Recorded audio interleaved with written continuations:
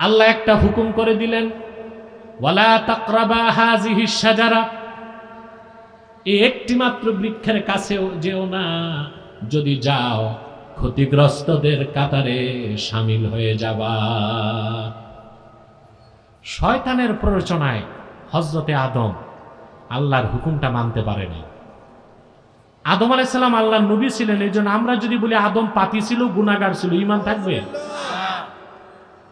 দোষটা তো আদমের ছিল না, ছিল শয়তানের। কার ছিল? আমাদের দেশে একদল পথভ্রষ্ট আছে যারা আল্লাহর পয়গম্বরদের দোষ তালাশ করে।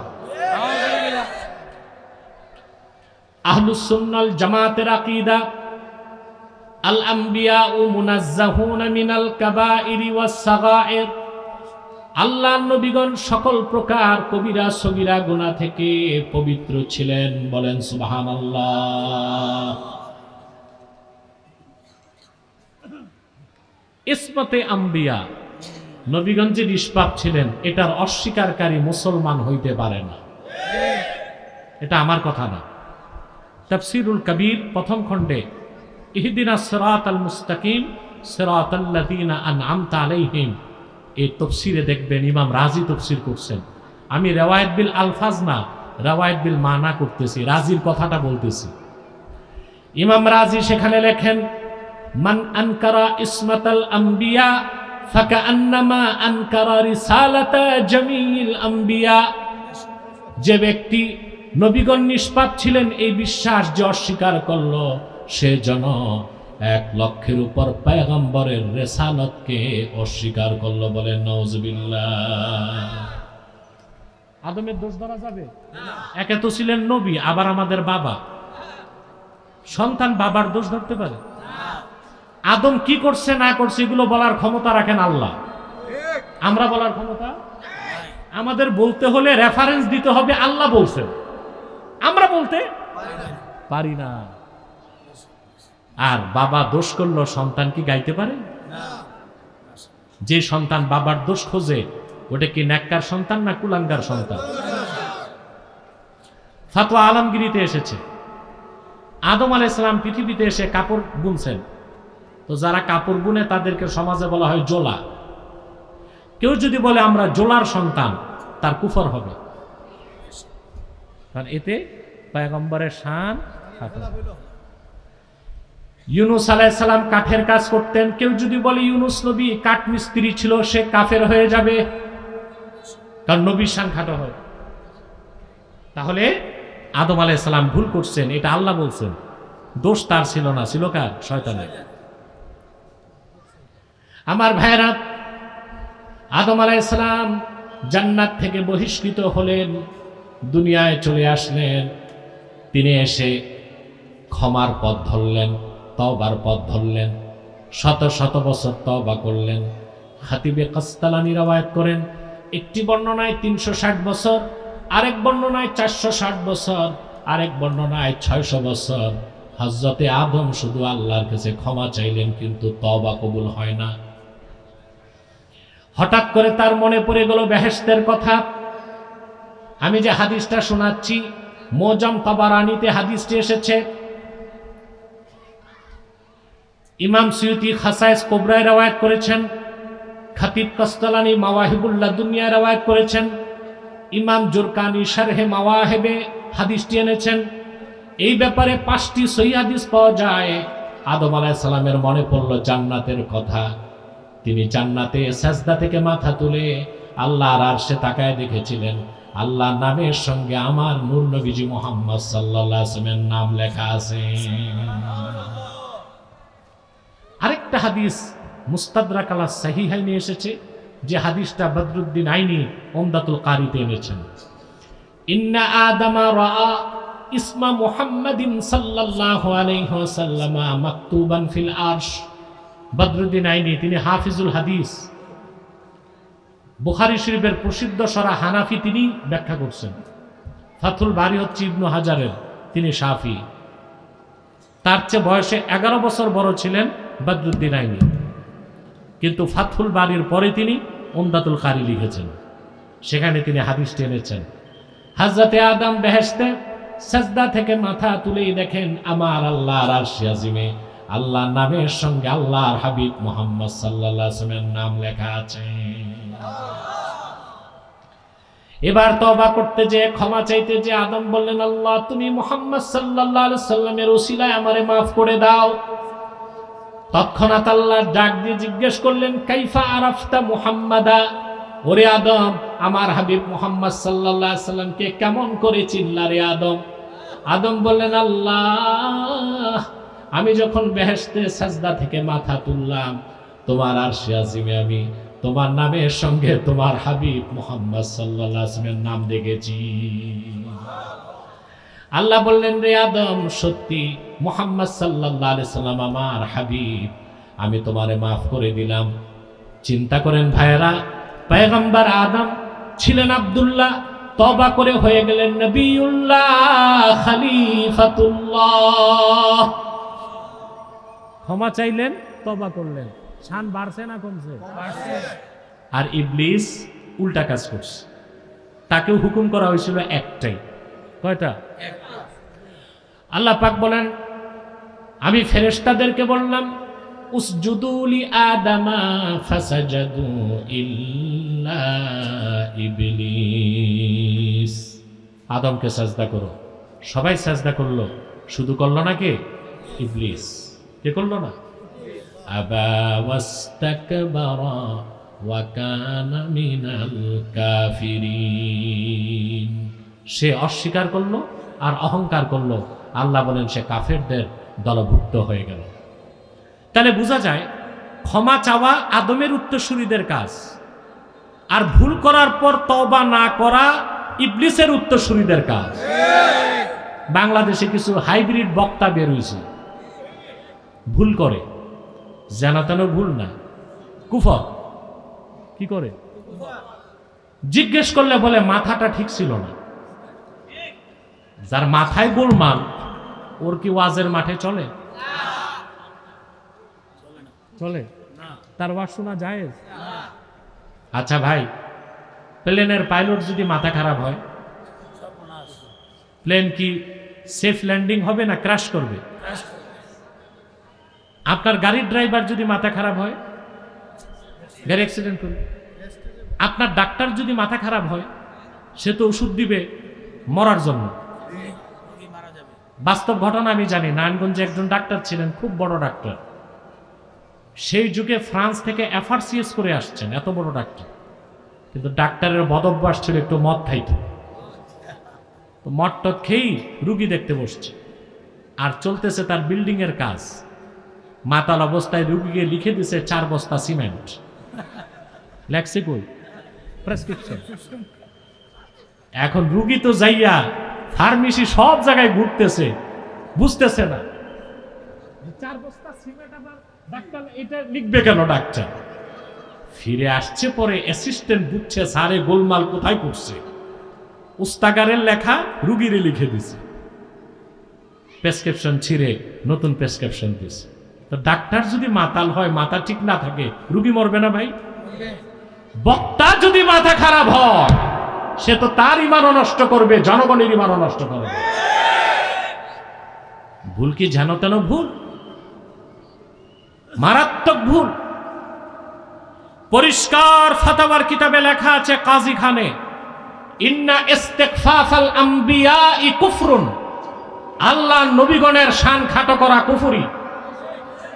এই যদি হয় পূর্বের নবীদের ক্ষেত্রে, তাহলে যিনি শাহনশাহে রিসালাত আল্লাহর আখিরি নবী নূর নবীজি মুহাম্মদ সাল্লাল্লাহু আলাইহি ওয়াসাল্লামের আরশচুম্বী সম্মান মর্যাদার বিরুদ্ধে যদি কারো বক্তব্য যায়, সে কাফের হবে কিনা বলেন? তওবার পথ ধরে না, অহংকার করে। তাহলে ক্ষমা চাওয়া, তওবা করা আদমের উত্তরসূরিদের কাজ, আর ক্ষমা না চাওয়া, তওবা না করা ইবলিসের উত্তরসূরিদের কাজ। যারা খাঁটি মুমিন, যার ঈমান যত বেশি হবে, সে তত বেশি ক্ষমা চায়। সুবহানাল্লাহ বলবেন না? আল্লাহর হাবিব বলেছেন, ইন্নী লা আস্তাগফিরুল্লাহ ফি কুল্লি ইয়াউমিন ৭০ মাররা, আমি নিজে প্রতিদিন আল্লাহর কাছে ৭০ বার ক্ষমা চাই। অন্য রিওয়ায়াতে এসেছে ১০০ বার। তার কারণ যার ঈমান যত বেশি, আল্লাহর মারেফতের ইলম যার যত বেশি, তিনি তত বেশি আল্লাহর কাছে ক্ষমা চাইবেন। এটাই স্বাভাবিক ব্যাপার। যারা খাঁটি মুমিন হয়ে যাবে তারা আল্লাহর কাছে কি বলে? রব্বানা ইন্নানা আমান্না, হে আমাদের রব আমরা ঈমান এনেছি, ফাগফির লানা যুনুবানা, আমাদের জীবনের গুনাহগুলো মাফ করে দাও, ওয়াকিনা আযাবান নার, আমাদের জাহান্নামের আগুন থেকে বাঁচাও। বলেন সুবহানাল্লাহ। ক্ষমা চাইবো? কথা বলেন। আল্লাহর কাছে ক্ষমা চাইবো? আপনি কি গুনাহ করছেন ভাই? কি গুনাহ করছেন? এমন গুনাহ নাই যেটার ক্ষমা নাই। এক ব্যক্তি ইমাম আজমের কাছে প্রশ্ন করেছে, এক কুলাঙ্গার তার মায়ের সাথে জানা করছে, মাকে হত্যা করছে, মায়ের মাথার খুলিতে মদ পান করছে, এই পাপীরকে আল্লাহ মাফ করবেন? ইমাম আজম বলেছেন যদি সে তাওবা নাসুহা করে আল্লাহ তারও মাফ করতে পারে। এরকম একজন গুনাহগার কি আখাউড়ার মাটিতে আছে? মুসলমান মুসলমানদের মধ্যে এরকম একজন গুনাহগার আছে? নিরাশ হও কেন যুবকেরা? নামাজ পড়ো নাই, রোজা রাখো নাই, মদ খেয়েছো, চুরি করেছো, চিন্তা নাই, তওবার দরজা খোলা আছে। আল্লাহ রাব্বুল আলামিন বলেন, তিরমিজির হাদিস, ইয়া ইবনা আদম লাউ বালাগাত যুনুবুকা আনানাস সামা থুম্মা ইস্তাগফারতানি লাগাফারতু লাক, ওরে আদম সন্তান, তোমার গুনাহ যদি আকাশের মেঘমালা পর্যন্ত পৌঁছে যায়, তারপর তুমি যদি আমার কাছে ক্ষমা চেয়ে আত্মসমর্পণ করো, আমি আল্লাহ তোমার জীবনের সব গুনাহ মাফ করে দিব। সুবহানাল্লাহ। ক্ষমা চাইবো? এখন এই ক্ষমা যারা চাবে তাদের খাসলত কি হবে, চরিত্র কি হবে? আল্লাহ পাক বলেন আস-সাবিরিন, যারা ধৈর্যশীল। সুবহানাল্লাহ। 5টা গুণ লাগবে আল্লাহর ওলি হইতে। কয়টা? প্রথম হচ্ছে সাবিরিন, আগে তো ঈমান লাগবে, ক্ষমা চাইতে হবে, তারপর কয়টা গুণ? আস-সাবিরিন, যারা ধৈর্যশীল। সবর, ধৈর্য ছাড়া ওলি হওয়া যায়? সফলতা পাওয়া যায়? যার ধৈর্য নাই সে কখনো সফল হতে পারে না। বাংলা একটা কথা আছে, রেগে গেলেন হেরে গেলেন। কথা সত্য, রেগে গেলেন হেরে গেলেন। সবর, সুবহানাল্লাহ। কিন্তু বাঙালি সবর বুঝে না। আর নৃতাত্ত্বিকভাবে বাঙালি ধৈর্যশীল না, অধৈর্যশীল। এটা বোঝা যায় বাস স্টেশনে, লঞ্চ স্টেশনে, ঠিক কিনা? আর কোথাও যদি জিয়াফত হয়, খেতে গেলে দেখা যায় ধৈর্য যে একদম নাই, অধৈর্যের ঠেলায় মনে করে থালাবাটি খেয়ে ফেলবে। আমরা ধৈর্য বুঝি না। আমরা ধৈর্য কি বুঝি? একজন গালে একটা থাপ্পড় দিয়েছে, আপনি বলছেন ভাই ব্যথা পাইছেন, হাতে দেন, আরেকটা দেন। এটি সবর না। ইমামে বাগাবী সবরের ব্যাখ্যায় বলেন, আস-সাবরু আলা সালাসাতি আনওয়া, সবরের 3টা প্রকার। বলবো আমি? বলবো?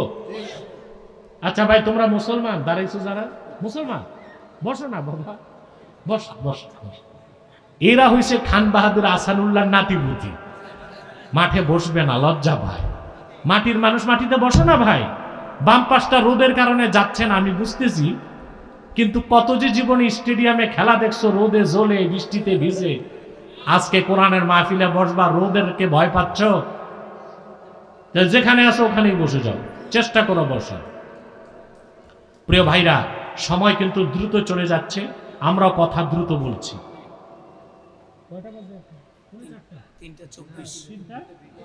হ্যাঁ টাইম আছে। আমি 4টার আগে উঠবো না ইনশাল্লাহ। 4টার আগে উঠবো না, কিছু বলতে হবে না, আমার খেয়াল আছে। তা আপনাদের ধৈর্যের সাথে বসতে হবে, তাই তো আমি কথা বলতে থাকবো। প্রিয় ভাইরা, যে কথা বলছিলাম যে আপনার প্রথম হচ্ছে সাবিরিন, ধৈর্যশীল যারা। সবর কয় প্রকার? প্রথম হচ্ছে আস-সাবরু আলা তাআত, নেকের কাজে, সওয়াবের কাজে ধৈর্য ধরা। যার সবর নাই সে ঠিক মতো নামাজ পড়ে না, যার সবর নাই সে রোজা রাখতে পারে না, যার সবর নাই, ধৈর্য নাই, সে পৌষ মাসে শীতের বেলায় উঠে ঠান্ডা পানি দিয়ে উযু করে মসজিদে যেতে পারে না। আস-সাবরু আলা তাআ, সওয়াবের কাজে ধৈর্য। ধৈর্য যার নাই সে নেক কাজ করতে পারে না। সবচেয়ে বেশি ধৈর্য লাগে আরাফার ময়দানে হজ করতে গেলে। আমি দেখেছি বাঙালি ধৈর্য ধরতে পারে না, আরাফার মাঠে যাও মারামারি করে। আমি দেখছি মুয়াল্লিমের সাথে ঝগড়া করতেছে, অথচ এহরাম অবস্থায় ঝগড়াঝাটি করলে হজ নষ্ট হয়। মারামারি করতেছে মুয়াল্লিমের সাথে, কি নিয়ে? দুপুরের খানা পায় না। যার ধৈর্য নাই সে হজ করতে গেছে কেন? এটি তো আমার কথা।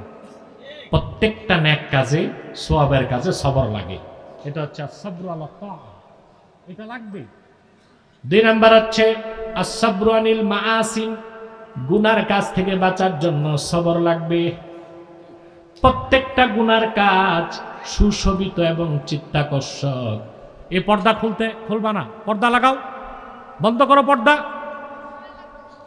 বন্ধ করো। ছায়ায় বসবে, এখানে বসো, বাম পাশে বসো, পর্দাটা আটকাও। মহিলারা হাঁটাহাঁটি করে, আটকাও। প্রিয় ভাইরা, আপনাদের এলাকায় বোধহয় পর্দাটা কম করে নাকি মহিলারা? প্রিয় ভাইরা, যে কথা বলছিলাম, প্রত্যেকটা গুনার কাজ সুশোভিত, চিত্তাকর্ষক। প্রত্যেকটা গুনার কাজে একটা খারাপ মজা আছে। কি আছে? খারাপ মজা আছে। মজা আছে বলেই মানুষ গুনার কাজ করে। এই জন্য গুনার কাজ ছাড়তেও সবর লাগবে। দেখেন না, যারা চাঁদাবাজি করে খায়, এত নিন্দা করার পর ওরা চাঁদাবাজি ছাড়ে? চাঁদাবাজ 5ই আগস্টের আগেও ছিল, এখনো আছে। মানুষকে ঠেক দিয়া চাঁদা তুলে খাচ্ছে, কারণ এটা মজা লাগে। এটা পুঁজি নাই, ইনভেস্ট নাই, পকেটে হাত দিলেই পয়সা। আমার দৃষ্টিতে ভিক্ষুক চাঁদাবাজের চেয়ে ভালো। আপনারা কি বলেন? ভিক্ষুক থাল পেতে ভিক্ষা নেয়, ঠেক দেয় না। চাঁদাবাজ সে হচ্ছে নেক সুরতের ডাকাত, ঠিক কিনা? মানুষকে ঠেক দিয়ে চাঁদা আদায় করে। কেন নেয়? মজা আছে। জেনা বেবিচার এই সব কিছুতে এগুলো শয়তান চিত্তাকর্ষক করে রেখেছে। এগুলো থেকে বাঁচতেও সবর লাগবে। এটা হচ্ছে সাবরু আনিল মাআসিম, গুনাহ থেকে বাঁচার ক্ষেত্রে সবর। 3 নাম্বার হচ্ছে সাবরু আলাল মাসায়েব, মুসিবত বা বিপদে ধৈর্য ধারণ। এই 3 প্রকার ধৈর্য যদি ঈমান আনার পর ধরতে পারেন, আল্লাহ রাব্বুল আলামিন আপনাকে সাবিরিনের কাতারে জায়গা করে দিবেন। তারপর হচ্ছে ওয়াসাদিকিন, সত্যবাদী। সুবহানাল্লাহ। আমরা সত্যবাদী? কথা বল। আসি, যারা সত্যবাদী তারা তো সত্যবাদী। অধিকাংশ লোকই মিথ্যার আশ্রয় নেয়। যে ব্যবসায়ী মিথ্যাবাদী, সে প্রতারণা করছে ব্যবসার নামে। যে চাকরিজীবী ঘুষ খায়, সে মিথ্যাবাদী, মিথ্যা বলে সে টাকা নিচ্ছে। যে রাজনীতিবিদ মিথ্যার আশ্রয় নেয়, সে হচ্ছে রাজনীতিতে মিথ্যাবাদী। রাজনীতির মূল ভিত্তি হচ্ছে ইনসাফ, সততা, সত্যবাদিতা। আমাদের রাজনীতিতে এখন ইনসাফ নাই, সততা নাই, সত্যবাদিতা নাই। সবাই পলিসি করে না, ডিপ্লোমেসি করে, রাজনীতি করে না, অপরাজনীতি করে। সবার উদ্দেশ্য হচ্ছে আপনার পাওয়ার পলিটিক্স, কিভাবে ক্ষমতায় যাওয়া যাবে। আল্লাহ দিনের চিন্তা আসলে কেউ করতেছে না বাংলাদেশে। দিনের চিন্তা করলে রাজনীতির মূল লক্ষ্য হবে শরিয়া রাষ্ট্র। কি রাষ্ট্র? এটা আছে আমাদের চিন্তায়? না, আমরা সবাই এখন গণতন্ত্র নিয়ে ব্যস্ত হয়ে গেছি, গণতন্ত্রের পূজারী হয়ে গেছি। আর গণতন্ত্র এমন একটা বিষাক্ত জিনিস যে গণতন্ত্র অক্টোপাসের মতো আপনাকে একবার আটকায় ফেললে আপনি আর মুসলমান হিসেবে টিকে থাকতে পারবেন না। আপনাকে ঈদগাহেও যেতে হবে, পূজা মণ্ডপে পূজা দিতেও যেতে হবে। হচ্ছে না? তা কথা বলে না। যারা লেবাসধারী আলেম, তাদেরকেও দেখলাম সরস্বতী পূজায় পূজা মণ্ডপে যে লাড্ডু খায়। কেউ কেউ গীতা পাঠ করছে, কেউ কেউ হিন্দুদের কীর্তনে গেছে, যে প্রশংসা করছে, আলহামদুলিল্লাহ আমি যে আসতে পারলাম। ঈমান আছে না গেছে? বলবেন কেন? তারা না পূজা মণ্ডপে গেছে, ওরা তো আর সেজদা করে নেই মূর্তিরে। না, ফাতোয়া বাজ্জাজিয়াতে এসেছে, মান রাদিয়া বিল কুফরে ফাহুয়া কাফের। কাফেরদের কুফরি কাজকে যে সমর্থন দেয় সেও কাফের। মূর্তিরে সেজদা করা তো শিরকে আকবার। কিন্তু মূর্তির সামনে তাজিমের সাথে দাঁড়ানোটাও নওউম মিন আনওয়াইশ শিরক, এটাও এক প্রকার শিরক, এটাও এক প্রকার। এটাই গণতন্ত্র। এটা অক্টোপাসের মতো আপনাকে ধরবে, তখন আপনি আর ইসলামী হুকুমত চাইতে পারবেন না। আপনাকে ধর্মনিরপেক্ষতায় বিশ্বাসী হতে হবে। আপনাকে বলতে হবে ধর্ম যার যার উৎসব সবার।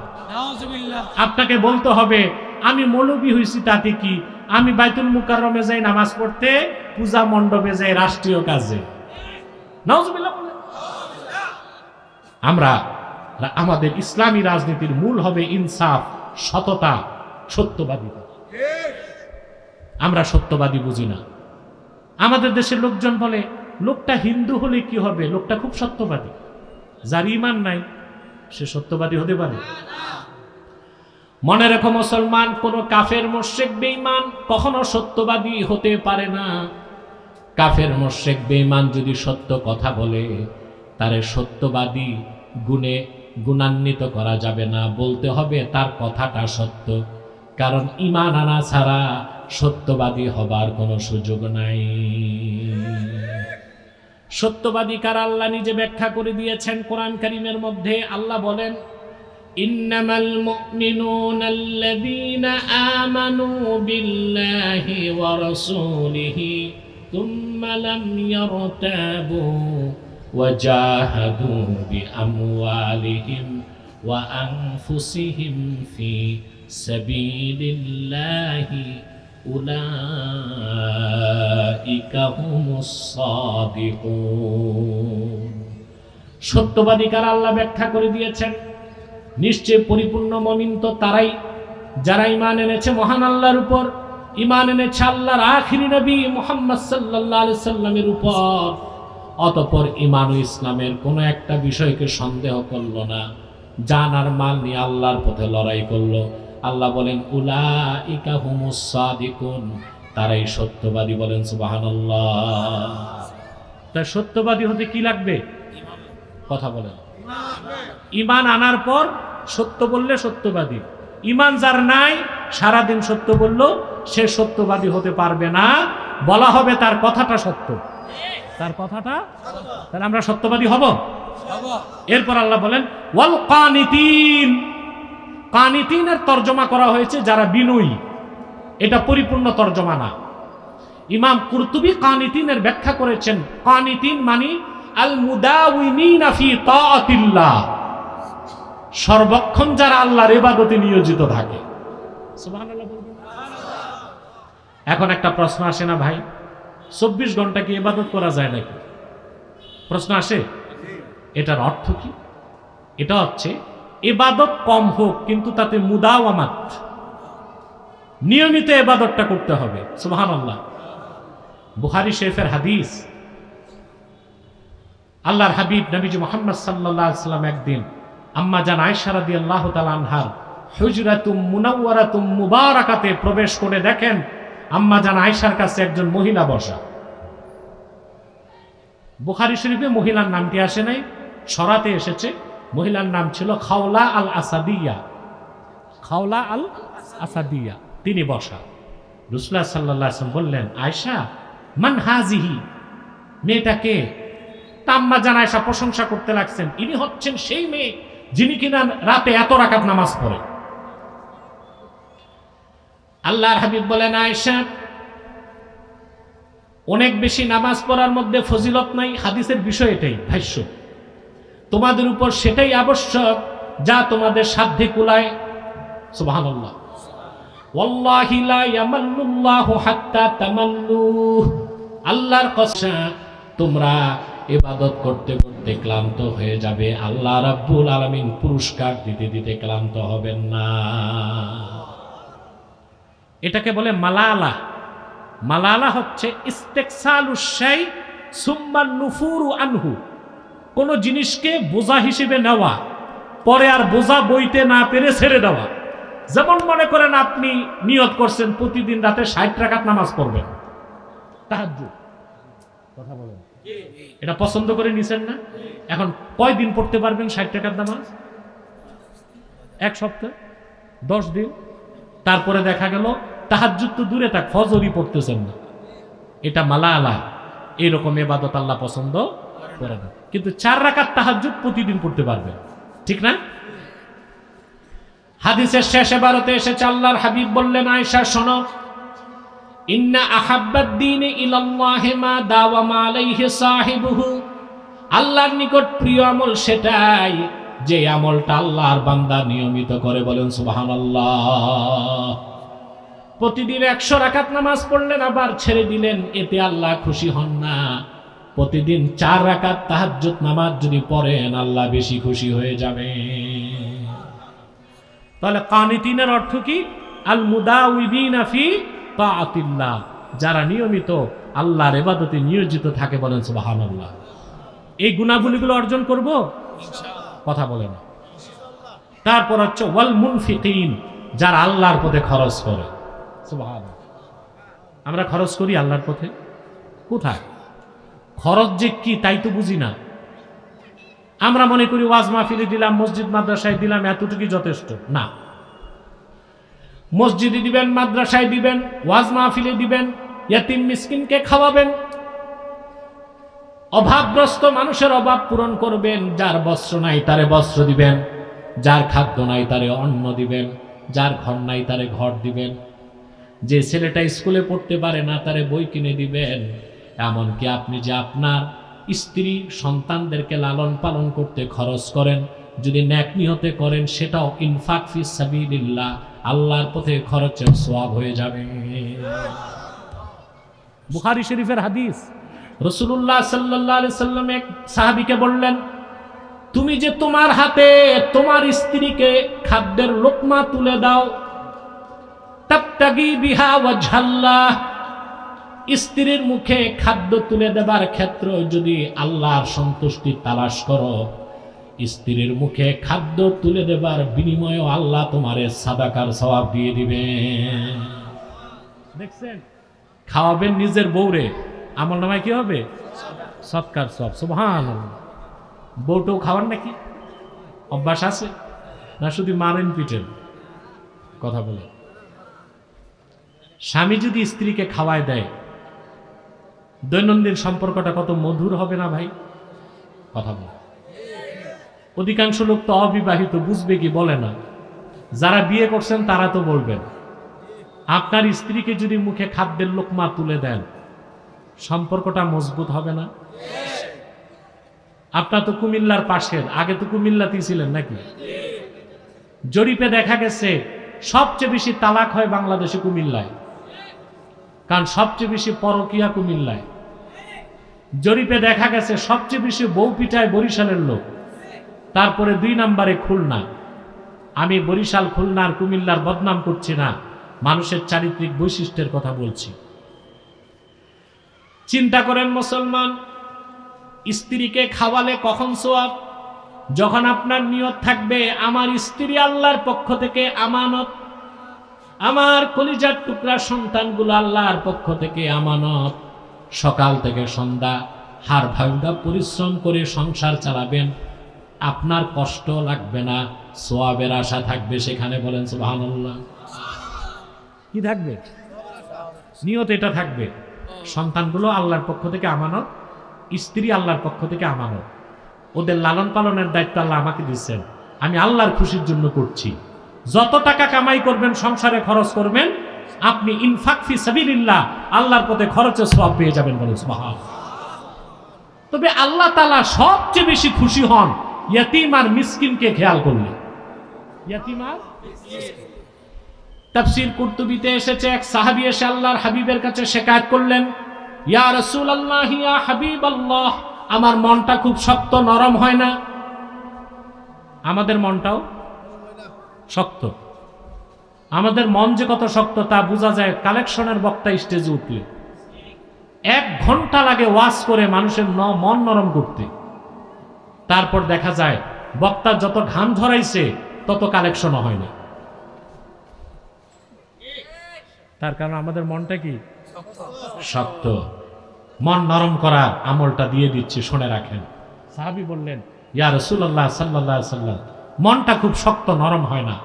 আল্লাহর হাবিব তাকে আমল দিলেন, ইনসাহ রাসাল ইয়াতীম, ওয়া আতইমিল মিসকিন, এতিমের মাথায় হাত বুলাও আর মিসকিনদেরকে খাওয়াও, আল্লাহ তোমার মনটা দ্রুত নরম করে দিবেন। এই আমল করবেন? ইতিমদেরকে বুকে জড়ায় মাথায় হাত দিবেন, মিসকিনদেরকে খাওয়াবেন। বুঝলেন? এই এতিম মিসকিনকে খাওয়ানোর ফজিলত পাওয়া যায় মাদ্রাসায় যে লিল্লা বোর্ডিং এ দিলে, কারণ ওখানে সব এতিম বেশি থাকে। বেসরকারি মাদ্রাসায় সরকারি কোনো অনুদান নাই, জনগণের টাকাতেই তাদের চলতে হয়। আর জনগণের টাকায় চলার কারণে তাদের পক্ষে ইসলামী আন্দোলনে মাঠে নামা সম্ভব হয়। সেই জন্য আমি কওমি মাদ্রাসা সনদের পক্ষে না, বিপক্ষে। কারণ সনদ পেয়ে গেলে গলায় রশি, গলায় কি রশি, আন্দোলনে নামতে গেলে বাধা দিবে, চাকরি থাকবে না, বেতন বন্ধ করে দিব। এখন যেমন আছে এটাই ভালো আছে, দিনের স্বার্থে দেশের স্বার্থে মাঠে নামা যায়, ঠিক কিনা বলেন? আল্লাহ কবুল করুন। তো জনগণকে বেশি দৃষ্টি দিতে হবে। আমি কোনো মাদ্রাসার বিরোধী না, আমি মনে করি দিনের খেদমতে আলিয়া মাদ্রাসারও অবদান আছে, কওমি মাদ্রাসারও অবদান আছে। কওমি মাদ্রাসা এলমি ময়দানে বেশি খেদমত করছে, আর রাষ্ট্রীয় বিভিন্ন পদে মানুষ সরবরাহে আলিয়া মাদ্রাসা কাজ করতেছে, ঠিক না? প্রিয় ভাইরা, ইতিম মিসকিনের প্রতি দৃষ্টি রাখবেন। আর শুধু ইতিম মিসকিনকে দিলে আল্লাহ খুশি হন না, মানুষ ধনী মানুষও যদি ধনী মানুষকে মেহমানদারি করে আল্লাহ খুশি হয়ে যান। আপনার মেহমানদারি করেন? জি না। মেয়ের বিয়েতে দাওয়াত দেন সব ধনী মানুষকে, আর গেটের সাথে থাকে টেবল, এর মানে খেয়ে যান, দিয়ে যান। বিগত 16 বছর আমরা দেখছি ডিবির হারুনের ভাতের হোটেল, আর আমি দেখি বাংলাদেশে প্রত্যেকটা বিয়ে বাড়ি এক একটা ভাতের হোটেল। এখানে গরিবের দাওয়াত নাই, সব ধনী মানুষের দাওয়াত। খায় 500 টাকা, দেয় 10,000 টাকা। শহরে তো আরো বেশি। মানুষকে খাওয়াতে হবে কার খুশির জন্যে? ইন্নামা নুতইমুকুম লিওয়াজহিল্লাহি লা নুরিদু মিনকুম জাযাআও ওয়ালা শুকুরা। আমরা তোমাদেরকে পানাহার করাই কোনো বিনিময়ের জন্য নয়, কৃতজ্ঞতা পাবার জন্য নয়, শুধুমাত্র আমাদের রব আল্লাহর খুশির জন্য। বলেন সুবহানাল্লাহ। আল্লাহর খুশির জন্য যে মেয়ের বিয়েতে মানুষকে খাওয়াবে, সে কি শুধু ধনীকে দাওয়াত দিবে না, গরিবকেও দাওয়াত দিবে? কথা বলে না। তাহলে দেখি সময় আসি, 4টা পর্যন্ত আসি, কষ্ট হবে না তো? তাহলে ভাইরা কি করতে হবে? মসজিদে দিবেন, মাদ্রাসায় দিবেন, জিহাদের পথে দিবেন, ইসলামী আন্দোলনে দিবেন, গরিবকে খাওয়াবেন, অভাবগ্রস্ত মানুষের অভাব পূরণ করবেন, চিকিৎসা সেবা বঞ্চিত মানুষকে চিকিৎসা দিবেন। আল্লাহর খুশির জন্য যেভাবেই খরচ করেন আপনি মুনফিকিনের কাতারে শামিল হয়ে যাবেন। 5 নাম্বারটা বলবো, ওয়াদা দিলে যে আমল করবেন সবাই। ওয়াল মুস্তাগফিরিনা বিল আসহার, শেষ রাতে ক্ষমা প্রার্থী যারা, আল্লাহু আকবার। মনে রাখবেন মুসলমান, এই দুনিয়ায় কোনো বুজুর্গ আল্লাহর ওলি হতে পারে নাই শেষ রাতে না জেগে। সুবহানাল্লাহ। হাদিস সাক্ষ্য দেয়, শেষ রাতে প্রথম আকাশে আমার আল্লাহ বান্দাকে ডেকে বলেন, কে আছো? ক্ষমা প্রার্থী, আমি ক্ষমা করব। কে আছো অভাবগ্রস্ত? আমি অভাব পূরণ করে দিব। কে আছো অসুস্থ? আমি আল্লাহ সুস্থ করে দিব। ঠিক সেই সময় যে বান্দা ঘুম থেকে উঠে পবিত্র হয়ে কিছু তাহাজ্জুদ নামাজ পড়ে আল্লাহর কাছে হাত পেতে ক্ষমা চায়, আল্লাহ রাব্বুল আলামিন সেই নেককার বান্দাকে তার ওলির কাতারে জায়গা করে দিবে। 24 ঘন্টায় 1টা ঘন্টা আল্লাহর জন্য খাস করেন। কটা ঘন্টা? আপনাকে আল্লাহকে পেতে 24 ঘন্টা ইবাদত করতে হবে এমন না, কিছু সময় আছে। এর মধ্যে অনেক বড় একটা অফার শেষ রাতের, শেষ সময়, সুবহানাল্লাহ। ঘুম থেকে উঠে কিছু তাহাজ্জুদ নামাজ পড়বেন, তারপর বসে থাকবেন ফজরের আগ পর্যন্ত রোনাজারি করবেন। কি লাগবে সব চান। এই দুনিয়ায় কোন রাজা বাদশার এমন কোন দফতর নাই যা 24 ঘন্টা খোলা থাকে, আছে?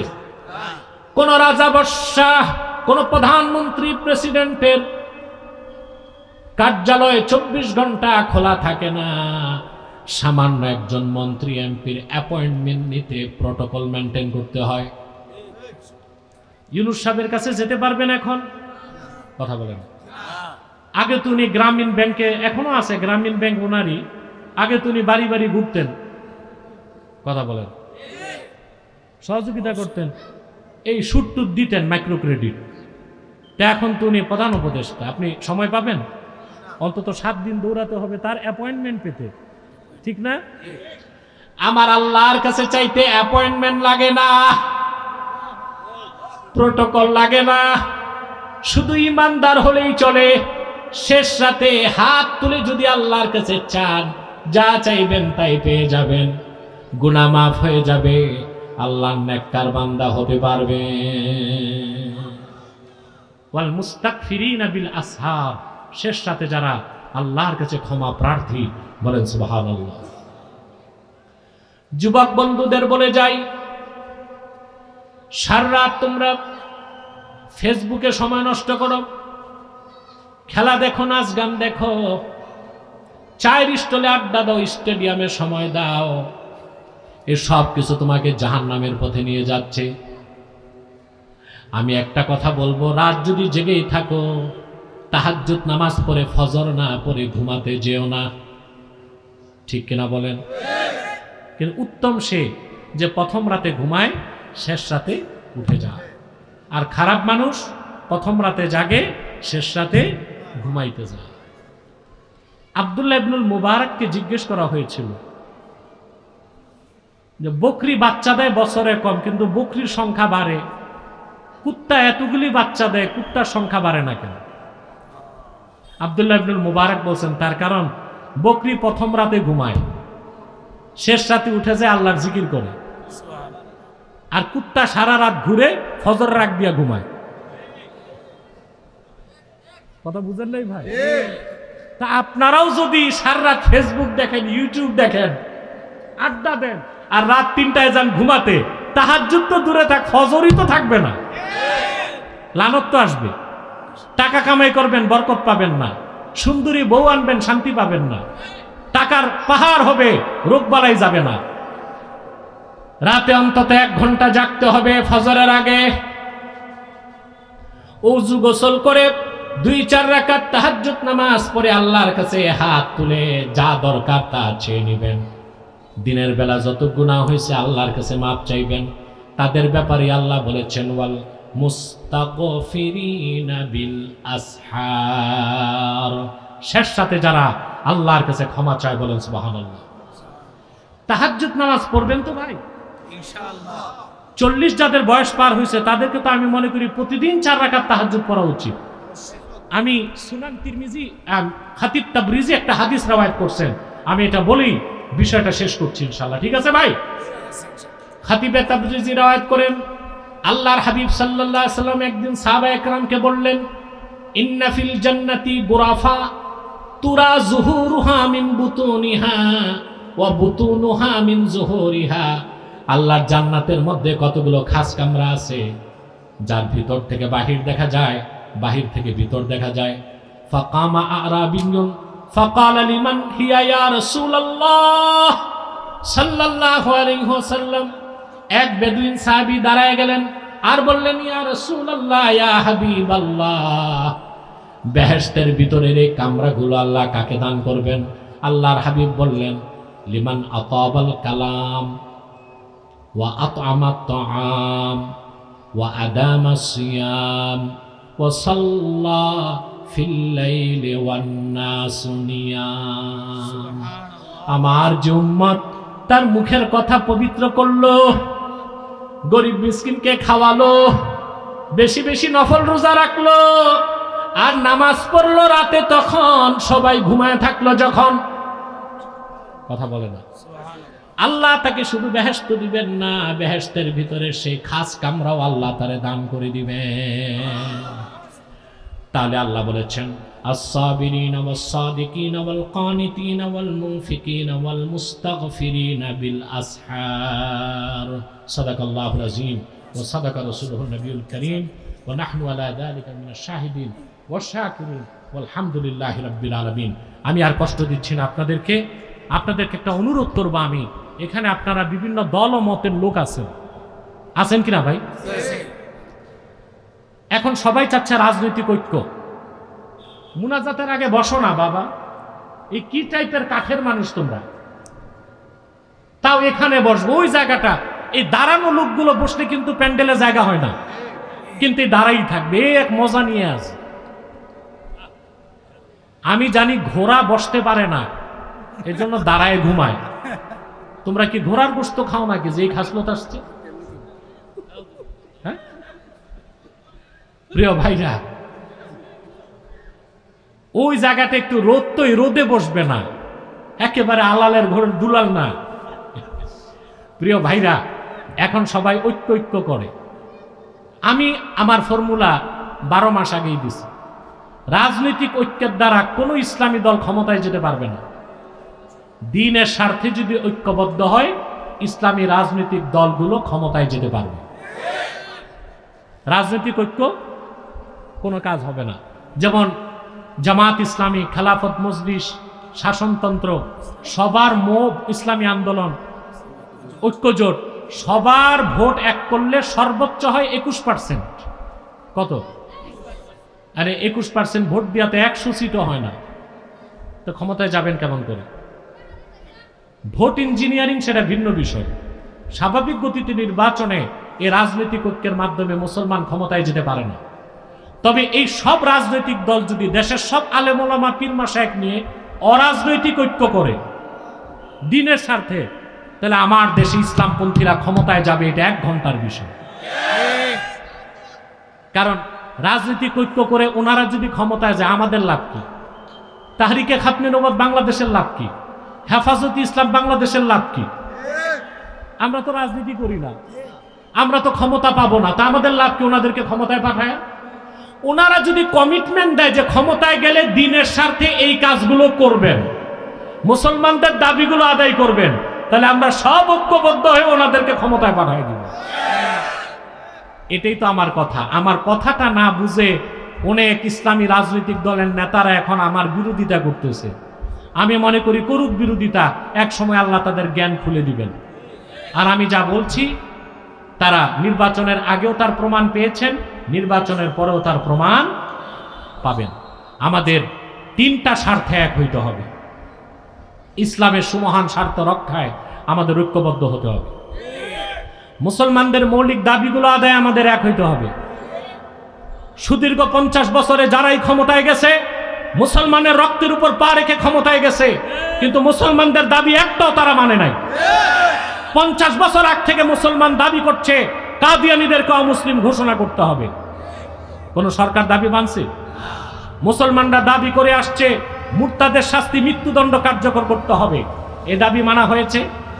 মুসলমানেরা দাবি করে আসছে, আমাদের কাসিমি সাহেব যে কথা বললেন যে আমাদের শিক্ষা ব্যবস্থা ইসলামী শিক্ষা ব্যবস্থা চাই, এটা কোন সরকার দাবি মানছে? তাহলে আমরা কিছুই তো পেলাম না। এখন ইসলামী রাজনীতির ব্যানারে যারা রাজনীতি করেন, তারাও যদি আমাদের সাথে ওয়াদা রক্ষা না করেন, আমরা তো আর ঐক্যবদ্ধ হতে পারি না। এটা আমি তাহরিকের পক্ষ থেকেও জবাব, হেফাজতের পক্ষ থেকেও এটাই জবাব। কি বলেন আপনারা? 3টা স্বার্থে এক হতে হবে। ইসলামের সুমহান স্বার্থ রক্ষায় ঐক্যবদ্ধ হতে হবে, মুসলমানদের মৌলিক দাবিগুলো আদায় এক হইতে হবে, আর বাংলাদেশের স্বাধীনতা রক্ষায় এক হইতে হবে। আমাদের এই 3টি দাবির বিরুদ্ধে কাজ করছে বাংলাদেশে 3টি অমুসলিম সম্প্রদায়। তার মধ্যে সবচেয়ে নিকৃষ্ট হচ্ছে কুখ্যাত কাদিয়ানী সম্প্রদায়। তারা কাফের। ঠিকটা ঠিক মতো কইলা না, তারা কাফের।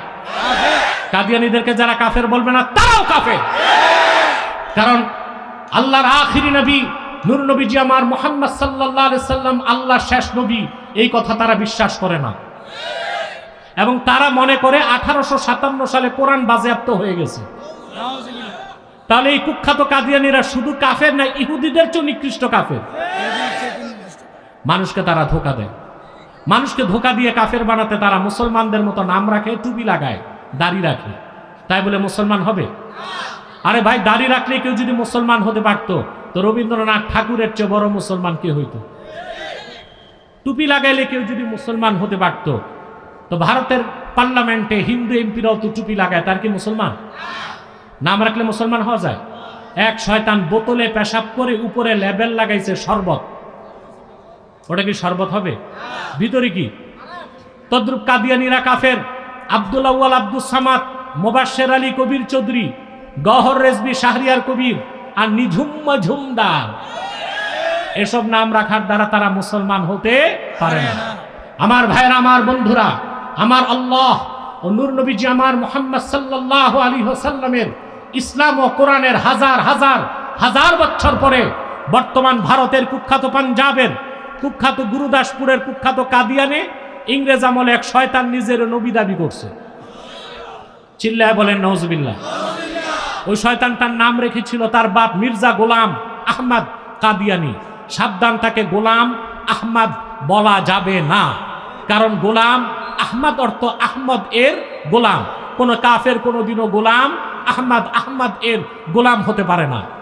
আর কাদিয়ানের কাজ্জাব ছিল শেষ দরজার কুখ্যাত কাফের, সে গোলাম আহমদ এর গোলাম ছিল না, সে ছিল কুখ্যাত শয়তানের কুখ্যাত গোলাম। কাদিয়ানের কাজ্জাব, মিথ্যানবতের দাবিদার, ইংরেজদের পা চাটা গোলাম মির্জা গোলাম শয়তান কাদিয়ানির উপর গজব এসেছে 1908 সালে। যখন গজব এসেছে, কাদিয়ানের কাজ্জাব, মিথ্যানবতের দাবিদার মির্জা গোলাম শয়তান কাদিয়ানি 1908 সালে ধ্বংস হয়ে জাহান্নামের কুখ্যাত কুকুরে পরিণত হয়েছে, তার অনুসারীরাও ধ্বংস হয়েছে। বর্তমানে কিছু কাদিয়ানি বাংলাদেশে আছে, তাদের সবচেয়ে বেশি উৎপাত পঞ্চগড়ে আর আপনাদের ব্রাহ্মণবাড়িয়ায়। বাংলাদেশে 100 সেন্টার করে ফেলছে। কত? উপাসনালয়কে মসজিদ বলে। হিন্দুদের মন্দিরকে মসজিদ বলা যাবে? খ্রিস্টানদের গির্জাকে মসজিদ বলা যাবে? ইহুদিদের সিনাগগকে মসজিদ বলা যাবে? তো কাদিয়ানীরা তো তাদের চেয়ে বড় কাফের অমুসলিম, তাদের উপাসনালয়কে মসজিদ বলা যাবে? ওটা একটা শয়তানি আস্তানা। তারা নাম পরিবর্তন করে করে মিথ্যা পরিচয় দেয়। কখনো নিজেদের পরিচয় দেয় আহমদী জামাত, কখনো বলে আহমদিয়া জামাত, কখনো বলে আহমদী সম্প্রদায়, কখনো বলে আহমদিয়া সম্প্রদায়, কখনো বলে আহমদী মুসলিম জামাত, কখনো বলে আহমদিয়া মুসলিম জামাত। সাবধান, যত কাদিয়ানি ছিল আছে থাকবে, তারা কেউ আহমদী জামাত নয়, আহমদিয়া জামাত নয়, আহমদী সম্প্রদায় নয়, আহমদিয়া সম্প্রদায় নয়, আহমদী মুসলিম জামাত নয়, আহমদিয়া মুসলিম জামাত নয়, তারা শয়তানি জামাত, কুখ্যাত জাহান্নামের কুখ্যাত কুকুরের দল। আমাদের সকল দলের একটাই দাবি, কি তাহরিক, কি হেফাজত, কি মজলিস, কি জামায়াত, কি খেলাফত, কি বিএনপি, কি আওয়ামী লীগ, সকল দল মতের মুসলমানের একটাই দাবি, অনতি বিলম্বে স্বাধীন বাংলায় শয়তান কাদিয়ানীদেরকে রাষ্ট্রীয়ভাবে অমুসলিম ঘোষণা করতেই হবে, করতেই হবে, করতেই হবে। এই দাবি আদায়ে যদি জান মাল দেবার ডাক আসে, কারা কারা প্রস্তুত আছেন? হাত তুলে দেখান।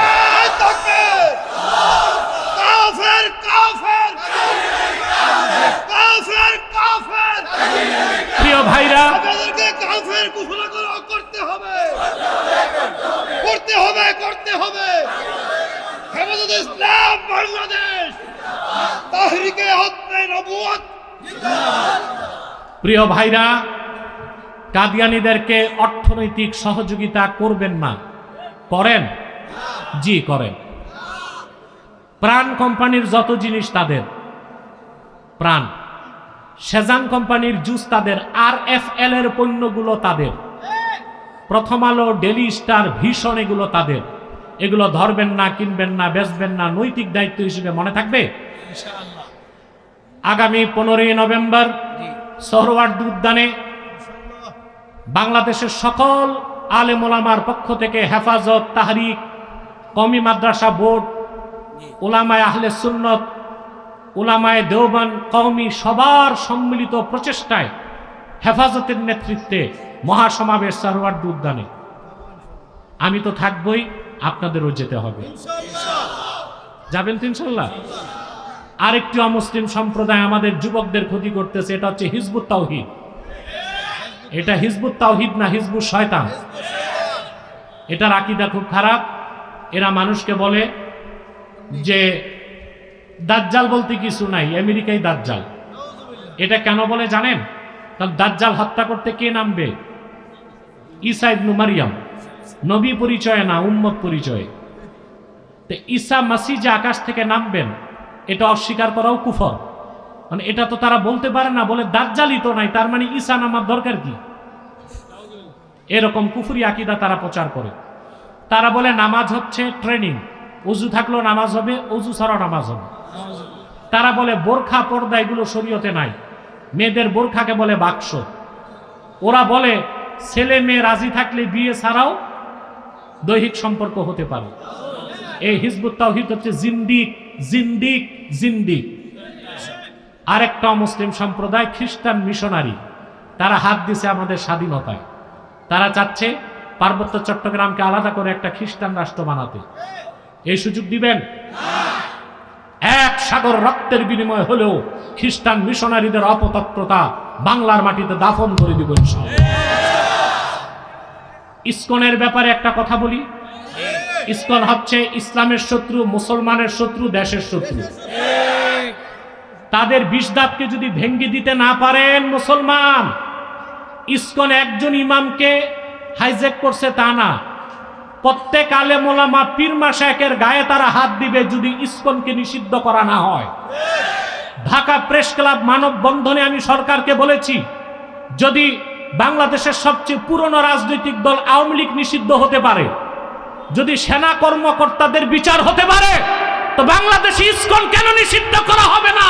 ইউনূসের কাছে জানতে চায় বাংলাদেশের মুসলমান। উগ্রবাদী হিন্দু সংগঠন ইসকন, এটা নিষিদ্ধ করতে হবে। ইসকনের কোন কার্যক্রম ব্রাহ্মণবাড়িয়াতে করতে দেওয়া হবে না। রাজি আছেন? ওয়াখির দাওয়ানা আলহামদুলিল্লাহি রাব্বিল আলামিন। আমি এখন উঠে যাচ্ছি, দোয়া হবে। কিছু বললে বলো।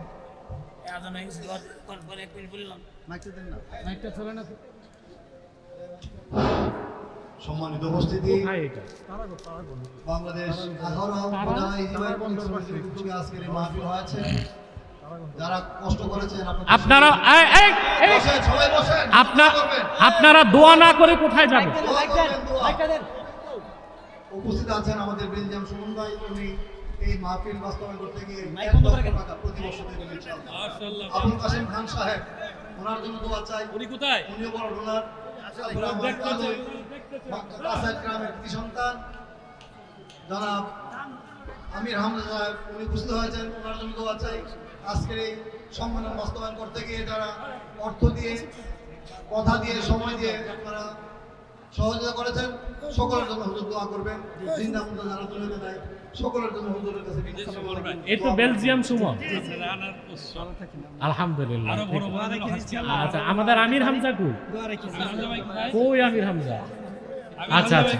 আমির হামজা আমার খুব স্নেহের, আদরের ভক্ত মুরিদ।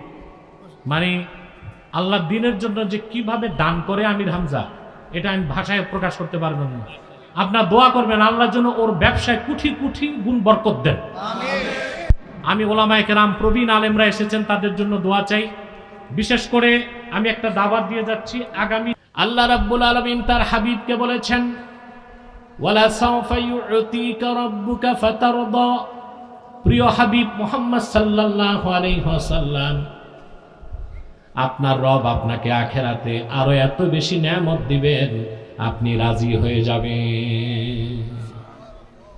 সূরা দোহা নাজিলের পরে আল্লাহর হাবিব সাল্লাল্লাহু আলাইহি ওয়াসাল্লাম সাহাবায়ে কেরামকে ডেকে বললেন, শোনো, কিয়ামতে যতক্ষণ আমি হাসর ময়দানে রাজি না হই, আল্লাহ আমার কথা শুনতেই থাকবেন। আমি ওয়াদা করে যাচ্ছি, লা আরদা ওয়া ওয়াহিদুম মিন উম্মতি ফিন্নার। আমার একজন ইমানদার উম্মত যতক্ষণ জাহান্নামে থাকবে, আমি রাসূল রাজি হব না। আমার প্রত্যেক উম্মতকে আল্লাহ যখন বেহেশত দিবেন আমি তখন রাজি হয়ে যাব। আমি বলবো, আল্লাহ আমি রাজি হয়ে গেলাম, আমার একজন উম্মত তোমার জাহান্নামের কোথাও নাই। বলেন সুবহানাল্লাহ। মাইকম্যান সামনে আসো।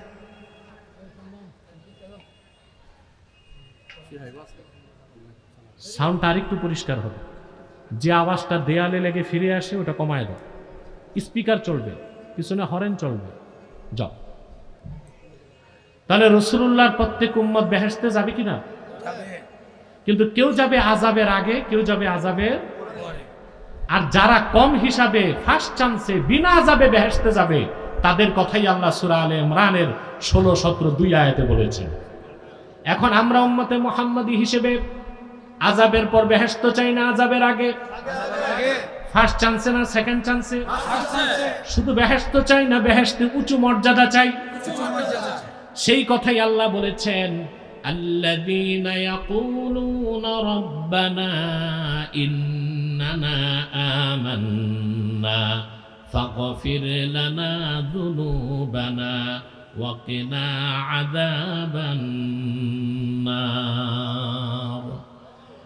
আর যারা বলে, হে আমাদের রব, আমরা ঈমান এনেছি, আমাদের গুনাহগুলোকে তুমি মাফ করে দাও, জাহান্নামের আগুন থেকে বাঁচাও।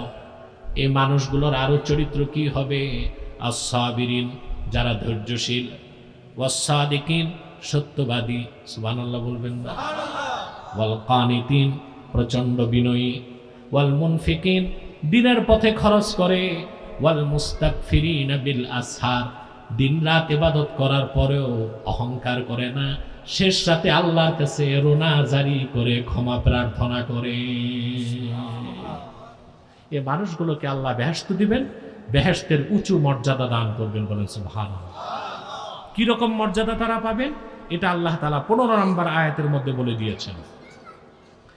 আল্লাহ পাক বলেন, কুল আউনাব্বিউকুম বিখাইরিম মিন যালিকুম লিল্লাযীনা তাকাউ ইনদা রাব্বিহিম জান্নাতুন তাজরি মিন তাহতিহাল আনহারু খালিদিনা ফিহা ওয়া আজওয়াজুম মুতাহহারাতুন ওয়া রিদওয়ানুম মিনাল্লাহ ওয়াল্লাহু বাসীরুম বিল ইবাদ। আল্লাহ রাব্বুল আলামিন বলেন, হাবিব আমার মুহাম্মদ সাল্লাল্লাহু আলাইহি ওয়াসাল্লাম, আপনি মানব জাতিকে বলুন, আমি কি তোমাদেরকে এর চেয়ে উত্তম বিষয় বলবো না, যা আরো উত্তম, আরো দামি? লিল্লাযীনা তাকাও, যারা আল্লাহকে ভয় করে পরহেজগার হয়ে গেছে, ইনদা রাব্বিহিম জান্নাতুন তাজরি মিন তাহতিহাল আনহার, তাদের জন্য আল্লাহর কাছে রয়েছে অসংখ্য জান্নাত, যে জান্নাত সমূহের নিচ দিয়ে স্বচ্ছ পানির ফোয়ারা প্রবাহিত আছে। ওয়া আজওয়াজুম মুতাহহারা, সেখানে তাদের জন্য রয়েছে অনুপম সুন্দরী স্ত্রী, পবিত্র স্ত্রী। সুবহানাল্লাহ। এই দুনিয়ার স্ত্রী আর জান্নাতের স্ত্রী এক? দুনিয়ার স্ত্রী যত সুন্দরী হোক, মিস ওয়ার্ল্ড হোক, তার সৌন্দর্যে ভাটা পড়ে, বার্ধক্যে তার চামড়া কুঁচকে যায়, রূপচর্চা না করলে তার আকর্ষণ কমে যায়, তার স্বামী তার সাথে সম্পর্ক করার পর ধীরে ধীরে আকর্ষণ কমে। কিন্তু জান্নাতে আল্লাহ রাব্বুল আলামিন তার প্রিয় বান্দাদেরকে যে স্ত্রী দিবেন, হাদিস সাক্ষ্য দেয়, জান্নাতি বেহেশতে তার স্ত্রীর দিকে তাকায়া রূপ উপভোগ করবে, দৃষ্টি সরায়া আবার যখন তাকাবে রূপ আরো বেড়ে যাবে, আবার দৃষ্টি ফেরাবে, আবার তাকাবে, রূপ আরো বেড়ে যাবে। সুবহানাল্লাহ। এই স্ত্রীর তুলনা আছে? আজওয়াজুম মুতাহহারা, পবিত্র স্ত্রী আল্লাহ দান করবেন। আর সবচেয়ে বড় নিয়ামত দিবেন, ওয়া রিদওয়ানুম মিনাল্লাহ, আল্লাহর পক্ষ থেকে সন্তুষ্টি। বলেন সুবহানাল্লাহ। এটা হবে বেহেশতের সবচেয়ে বড় নিয়ামত। সহিহ আল বুখারীতে এসেছে, আল্লাহর হাবিব ইরশাদ করেছেন, জান্নাতীরা জান্নাতে চলে যাবার পরে আল্লাহ রাব্বুল আলামিন বেহেশতীদের সামনে উপস্থিত হয়ে বলবেন, আমার প্রিয় বান্দারা, তোমরা আমার উপর রাজি হইছো নাকি? সন্তুষ্ট আছো নাকি? আল্লাহর মুমিন বান্দারা বেহেশতে বলবে, আল্লাহ যা চেয়েছি তা পেয়েছি, যা চাই নাই তাও তো দিয়েছো। তোমার সৃষ্টির মধ্যে কোন সৃষ্টিকে এত বেশি মর্যাদা তুমি দাও নাই, সন্তুষ্ট হব না কেন? আল্লাহ বলবেন, আমার প্রিয় বান্দারা, এর চেয়ে বড় নেয়ামত এখনো ঘোষণা করি নাই, শোনো। এখন থেকে আমি তোমাদের উপর রাজি হয়ে গেলাম, আর কোনদিন আমি তোমাদের উপর নারাজ হব না। এটাকে আল্লাহ বলেছেন রিদওয়ানুম মিনাল্লাহ, বলেন সুবহানাল্লাহ। এই নেয়ামত, এই সম্মান, এই মর্যাদা, জান্নাতের এই উঁচু মাকাম কারা পাবে?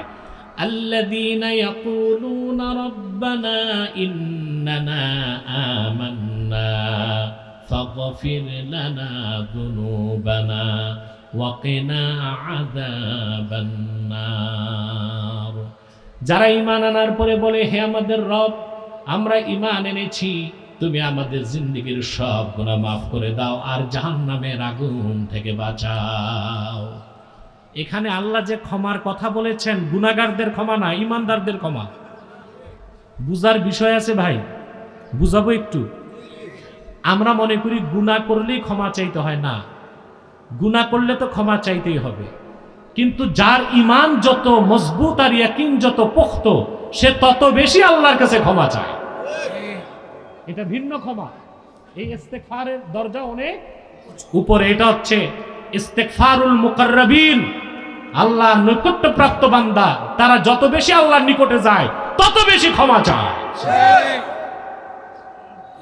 আমার ভাইয়েরা, মুমিন বান্দা ক্ষমা যত চায় আল্লাহ তত খুশি হন। সুবহানাল্লাহ বলবেন না? সেজন্য নামাজ পড়া যেমন ইবাদত, রোজা রাখা ইবাদত, হজ করা ইবাদত, মুমিনের ক্ষমা বা ইস্তেগফারটাও আল্লাহর কাছে সেরা ইবাদত হয়ে যায়। আবারও বলছি, মূল সূত্র, যার ঈমান যত বেশি, ইয়াকিন যত পোক্ত, আল্লাহর কাছে সে তত বেশি ক্ষমা চেয়ে আত্মসমর্পণ করে, বলেন সুবহানাল্লাহ। আদম আলাইহিস সালাম একটা ভুল করছিলেন। কয়টা? আল্লাহর একটা হুকুম মানতে পারেননি।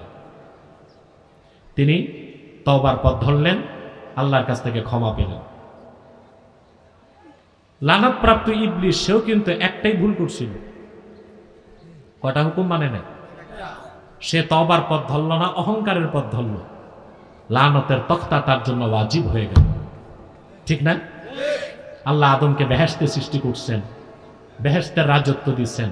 কোরআন কারীমে আল্লাহ বলেন, وَقُلْنَا يَا آدَمُ اسْكُنْ أَنْتَ وَزَوْجُكَ الْجَنَّةَ وَكُلَا مِنْهَا رَغَدًا حَيْثُ شِئْتُمَا وَلَا تَقْرَبَا هَذِهِ الشَّجَرَةَ فَتَكُونَا مِنَ الظَّالِمِينَ। আল্লাহ রাব্বুল আলামিন বলেন, আমি আদমকে ডেকে বললাম, ওহে আদম, তুমিও তোমার স্ত্রী পরমানন্দে বেহেশতে বসবাস করো, আর যা খুশি তা রাগাদান ওয়াসিয়া, রাগাদান মানে ওয়াসিয়ান, প্রাচুর্যের সাথে খাও, বেশি বেশি খাও। সুবহানাল্লাহ। বেশি খাওয়ার জায়গা জান্নাত, কম খাওয়ার জায়গা। জান্নাতে বান্দা যত খাবে চিন্তা নেই, ঢেকুর দিবে হজম। দুনিয়াতে বেশি খেলে হার্ট অ্যাটাক হয়, ব্রেন স্ট্রোক হয়, প্যারালাইজড হয়। না, আমরা করি উল্টা কাজ, দুনিয়াতে বেশি খাই। অবশ্য নিজের বাড়িতে বেশি খাই না, দাওয়াত খেতে গেলে জম্মের খাওয়া খাই। আমি গল্প শুনছি, এক রাক্ষস দাওয়াত খেতে গেছে। এটাও দেখবেন, এটা তো ডেইলি দেখেন। আপনাদের কি যে অবস্থা ভাই! এদিক তাকান, তোমরা বসে যাও, কপালটা নষ্ট। এই খালি জায়গাটা বসার লোক আসতেছে, কিন্তু এরা আগে বসে যায়। আর বাচ্চাদেরকে মাঠ থেকে সরাও, এরা হইচই করছে। প্রিয় ভাইরা, দাওয়াত খাইছি, বুঝলেন তো? বন্ধু জিজ্ঞেস করছে, কি খাইলা? কয়, বেশি চালাইতে পারি নাই, 8টা রোস্ট 10টা ব্রোস্ট। 7 প্লেট পোলাও, 2 কিলো গোস্ত, 12 গ্লাস বোরহানি, 3 প্লেট জর্দা। আজকে শরীরটা ভালো না, শরীর ভালো না, আজকে এরকম চালাইছে। যদি শরীর ভালো থাকতো তাহলে কি অবস্থা করতো। দুনিয়া কম খাবার জায়গা, বেহেশত। আল্লাহ আদমকে বলছেন ওয়াকুলা মিনহা রাগাদা, আই ওয়াসিয়া, খাও যত মন চায় খাও। যেহেতু বেহেশত ছিল, কি ছিল?